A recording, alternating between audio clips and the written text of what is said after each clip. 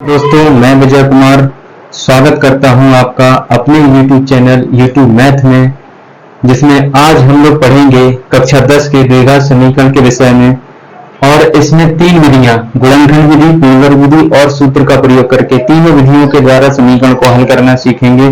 किस तरीके से इनको हल किया जाता है, तो सबसे पहले जान लेते हैं कि द्विघात समीकरण होता क्या है। तो द्विघात समीकरण एक ऐसा समीकरण होता है जिसमें x की सबसे बड़ी घात 2 होती है, उसे द्विघात समीकरण कहते हैं।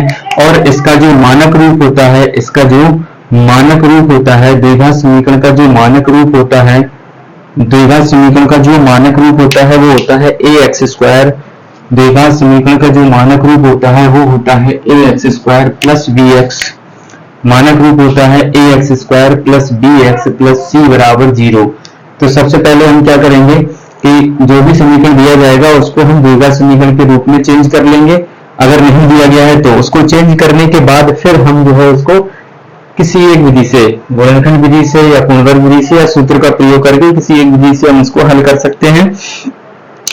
तो एक एग्जांपल हम ले लेते हैं यहाँ पर द्विघात समीकरण का एक्स स्क्वायर माइनस 2x, एक x square minus 2x minus 3 बराबर 0। ये एक हमने एग्जांपल ले लिया। इसको हम जो है हल करेंगे कौन सी विधि से, गुणनखंड विधि से। तो देखिए ये इसका भी मानक रूप होता है। सबसे पहले जो समीकरण दिया जाएगा उस मानक रूप से उसकी तुलना करेंगे तो देखेंगे कि हम दोनों समीकरण, ये वाला जो रूप दिया गया है ये इसके मानक रूप का है। तो जब समीकरण मानक रूप में होगा तो फिर हम इसको गुणनखंड विधि से या पुनर्वर्ग विधि से या सूत्र के द्वारा हम इसको हल कर सकते हैं। तो सबसे पहले हम क्या करते हैं, गुणनखंड विधि में क्या करते हैं, एक्स स्क्वायर, जो एक्स स्क्वायर दिया गया है यहाँ पर एक्स स्क्वायर का गुणांक देखेंगे। तो एक्स स्क्वायर का गुणांक यहाँ पर 1 माना जाएगा और यहाँ पर अचर राशि कितनी है, -3 है। तो जो गुणनखंड एक्स स्क्वायर का गुणनखंड है उसका और अचर राशि का दोनों का गुणा करेंगे तो आएगा -3। तो जो गुणा करने पर ये फैक्टर कैसा आ रहा है, माइनस में आ रहा है। तो बीच वाली संख्या के ऐसे दो फैक्टर करने होंगे कि गुणा करने पर हमारा -3 आ जाए और जोड़ने पर हमारा -2 का -2 बचे। तो इसके लिए हम ऐसे फैक्टर करना होगा। तो देखिए यहाँ पर क्या फैक्टर हो जाएंगे, एक्स स्क्वायर, इस -2x को हम लिखेंगे -3x। इसको क्या लिख सकते हैं, -3x। -2x को क्या लिख सकते हैं, -3x। हमने इसमें -3x कर दिया और यहाँ पे लिखेंगे +1, यानी कि -2 के हमने दो फैक्टर किए, एक किया हमने -3 और एक किया हमने +1। जब दोनों को हम आपस में गुणा करेंगे तो -3 आ जाएगा, दोनों का गुणा करने पर -3 आ जाएगा और दोनों को जब जोड़ेंगे तो -2 का -2 हमें प्राप्त हो जाएगा। तो देखते हैं, इसको हमने फैक्टर कर लिया। इसके बाद ये -3 जो का तुम रहेगा। अब यहाँ पर 4 पद हैं अपने पास, 1 2 3 4, 4 पदों में से आगे के 2 पदों में से जो भी कॉमन आ रहा है उसको हम कॉमन निकाल लेंगे। तो यहाँ से x कॉमन आ रहा है तो x -3 बचा और इधर इन दोनों में से +1 कॉमन आ रहा है तो यहाँ से x -3 बचेगा। अब ये दोनों चीजें, दोनों इधर भी x -3 हो गया, इधर भी x -3 हो गया। तो हम क्या करेंगे, x -3 बाहर निकलेंगे और दूसरे कोष्टक में x +1, जो चीजें बाहर लिखी थी उनको दूसरे कोष्टक में लिख देंगे। इसके बाद = 0 हो जाएगा। अब दोनों फैक्टर को अलग अलग 0 के बराबर रखेंगे, x -3 और x +1, इन दोनों को अलग अलग कर देंगे। x -3 बराबर 0 अलग हो जाएगा और x +1 बराबर 0 अलग हो जाएगा। तो यहाँ से x बराबर 3 को उधर पक्षांतर करेंगे तो x बराबर 3 हमको मिल जाएगा प्लस में, और उसके बाद हमें जब 1 को उधर पक्षांतर करेंगे तो x बराबर -1 मिल जाएगा हमको। ठीक है, तो यहाँ से एक आंसर हमको ये मिला और दूसरा आंसर हमको ये मिला। मतलब पहला मूल्य इसका x बराबर 3 हो गया और दूसरा मूल्य x बराबर -1 हो गया। तो इस तरीके से हम समीकरण को द्विघात समीकरण को गुणनखंड विधि के द्वारा हम जो हल कर लेते हैं। इसके बाद दूसरी विधि है आपकी पुनर्वर्ग विधि। तो इसी एग्जाम्पल को हम पुनर्वर्ग विधि के द्वारा हल करते हैं, एक्स स्क्वायर -2x -3 बराबर 0।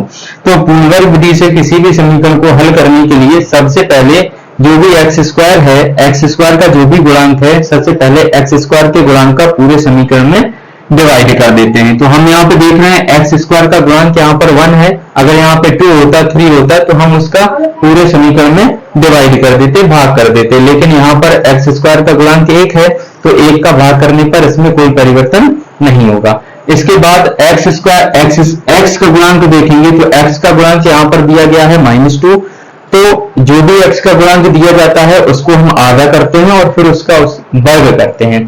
तो यहाँ पर देख रहे हैं हम कि -2 एक्स का गुणांक -2 दिया गया है, इसको आधा करेंगे, आधा करने पर ये कट जाएगा तो बचेगा -1 और इसका वर्ग करने पर आएगा आपका +1।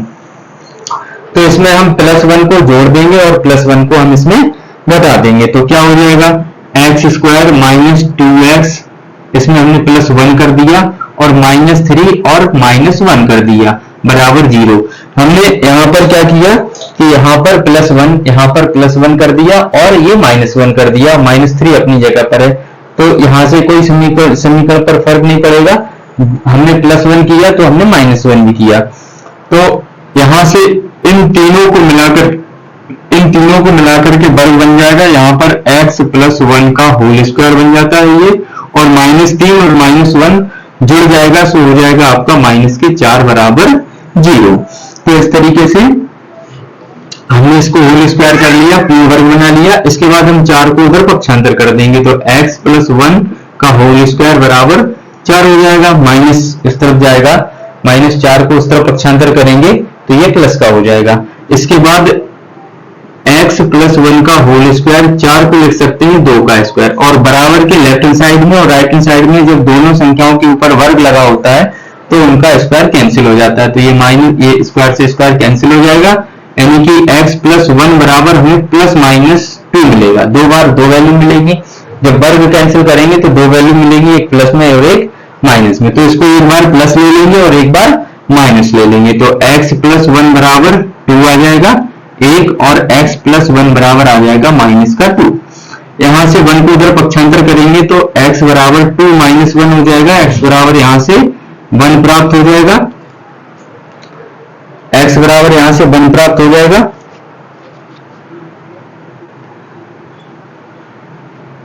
और x इसको पक्षांतर करेंगे तो x बराबर -2 - 1 हो जाएगा, तो x बराबर यहां से -3 प्राप्त हो जाएगा।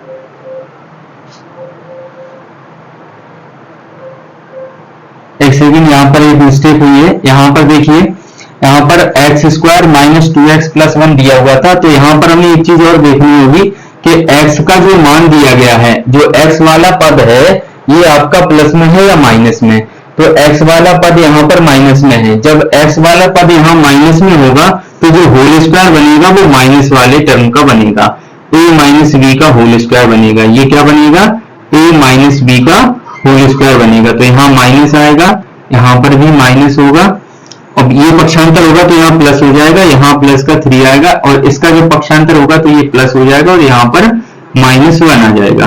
अब देखिए दोनों आंसर सेम आ चुके हैं, बस हमें यहाँ पर ये चीज याद रखनी होगी कि यहाँ पर जब भी हम फैक्टर करेंगे तो यहाँ बीच वाली संख्या जो x दिया गया है इसको हम देखेंगे ये पॉजिटिव है या निगेटिव, तो इसको हमने देखा कि ये आपकी निगेटिव में है, माइनस में है, तो जो होल स्क्वायर बनेगा, जो वर्ग बनेगा वो a - b का बनेगा, मतलब जो बीच में आएगा वो माइनस आएगा। अगर यहाँ ये प्लस में दिया होता तो यहाँ पर हम पॉजिटिव का होल स्क्वायर बनाते। तो इस तरीके से ये आपकी पूर्ण वर्ग विधि हो जाती है।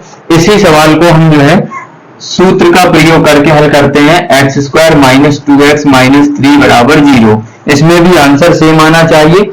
तो सबसे पहले सूत्र का प्रयोग करने से पहले हम इसका मानक रूप लिख लेते हैं, ax² + bx + c बराबर 0। तो इसकी मानक रूप से सबसे पहले हम तुलना कर देते हैं। जब तुलना करेंगे तो a बराबर हमें यहां से मिलेगा 1, क्योंकि यहाँ पर गुणांक इसका 1 माना जाएगा। इस समीकरण में x² का गुणांक 1 है और इस समीकरण में x² का गुणांक a है, यानी कि a बराबर 1 हो गया। ऐसे ही b बराबर कितना हो जाएगा, -2 हो जाएगा, और c बराबर कितना आ जाएगा, -3 आ जाएगा। हमने सबसे पहले a b c का मान ज्ञात कर लिया। अब हम क्या करेंगे, इसमें सूत्र का प्रयोग कर देंगे। सूत्र अपने पास क्या होता है, श्रीधराचार्य सूत्र भी बोलते हैं इसको, minus B plus minus under root B square minus 4ac upon 2a। इसमें हम जो है वैल्यू रख देंगे, इसमें हम जो है वैल्यू रख देंगे तो क्या हो जाएगा, x बराबर b की जगह पे -2 रखना है तो यहाँ पर +2 हो जाएगा, plus minus under root B square यानी कि -2 का स्क्वायर, क्या हो जाएगा -2 का स्क्वायर माइनस 4, a का मान है 1 और c का मान है -3 और अपॉन 2 और a का मान 1। इसको हल कर लेंगे, 2 प्लस माइनस अंडर रूट -2 का स्क्वायर करेंगे 4 हो जाएगा और -4 और -3 का मल्टीप्लाई प्लस 12 आ जाएगा बटे 2 का गुणा 1 में होगा सो 2 हो जाएगा। यहां पर आ जाएगा 2 प्लस माइनस अंडर रूट 16 बटे 2। अब इसमें अंडर रूट 16 आपको पता है 2 प्लस माइनस अंडर रूट 16 यानी कि 16 का जो वर्गमूल होता है वो 4 होता है और अपॉन 2 यानी कि x बराबर हमें यहां से मिल गया 2 प्लस माइनस 4 अपॉन 2। अब यहाँ पर जो प्लस और माइनस लगा है तो इसको एक बार प्लस कर लेंगे और एक बार इसको माइनस कर लेंगे तो x बराबर 2 प्लस 4 अपॉन 2 और दूसरा x बराबर 2 माइनस 4 अपॉन 2। तो क्या हो जाएगा, यहाँ से 2 और 4 जुड़ जाएगा तो हो जाएगा आपका 6 बटे 3 कट जाएगा, 6 बटे 2 कट जाएगा 3 बार में, तो यहाँ से हमें x बराबर मिल जाएगा 3। x बराबर क्या मिल गया हमें 3, x बराबर 3 मिल गया। इस तरफ देखते हैं तो x बराबर क्या आ जाएगा, माइनस के 4 में से 2 घट जाएगा तो क्या बचेगा, माइनस के 2 बचेगा, यहाँ पे माइनस के 2 अपॉन 2 से 2 कैंसिल हो जाएगा तो x बराबर -1। ये दोनों वैल्यू हमको प्राप्त हो जाएंगी। तो हमने देखा कि यहाँ पर भी x बराबर 3, देखिए x बराबर 3, x बराबर 3 और x बराबर 3 आ गया। यहाँ भी -1, x बराबर -1, x बराबर -1 और x बराबर -1। तो तीनों विधियों से एक समीकरण को हल करने पर हमारा जो है आंसर सेम आता है। तो ये हो गए आपकी द्विघात समीकरण, ये हो गया आपका द्विघात समीकरण को जो है किस तरीके से तीनों विधियों के द्वारा हल करते हैं। अगले वीडियो में मैं आपको एक्सरसाइज के सवालों को हल करके बताऊंगा, जिसमें जो है यहाँ तो सीधा एग्जाम्पल था कि इसको पहले से ही मानक रूप में लिखा हुआ था। जब ये मानक रूप में नहीं होगा तो हम इस समीकरण को मानक रूप में चेंज करेंगे और मानक रूप में चेंज करने के बाद फिर हम उसको बताई गई विधि के अनुसार गुणनखंड विधि, वर्ग विधि या सूत्र का प्रयोग करके हम उसको हल करेंगे। ये नेक्स्ट वीडियो में देखेंगे। जब तक के लिए थैंक यू वेरी मच।